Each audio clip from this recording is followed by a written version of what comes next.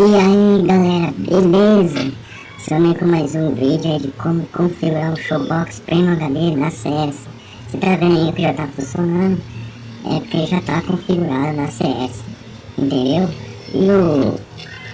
A atualização desse aparelho vai estar na descrição e os contatos pra você tá pedindo o seu login aí pra estar fazendo o teste, que é da CS Top aí, que forneceu o login pra nós. Então vamos lá, vamos começar já. Primeiramente, entra no menu, em ferramentas, aí vai até em Network Server, foi rápido aqui no Network Server, New Candy, deixa New Candy mesmo, aqui você coloca só o URL, beleza, a porta, usuário, o password que é a senha, e aqui as DSKey que é do 01 até o número 14, depois você conecta aqui, tá bom? Aí é só você dar o exit, voltar até lá no canal, beleza? Então eu vou deixar rodando um pouco para vocês verem a qualidade do server, beleza?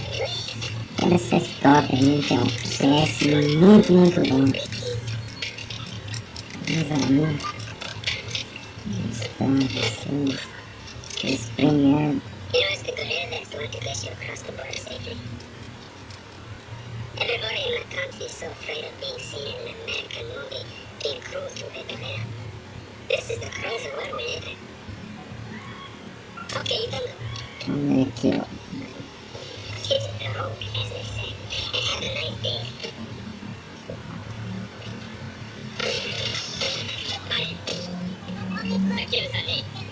Precinho pipoca.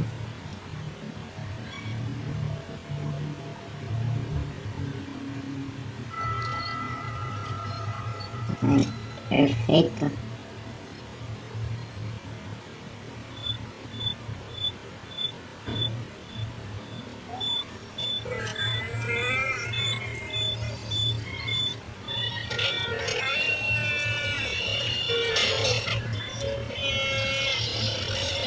Então é isso, galera.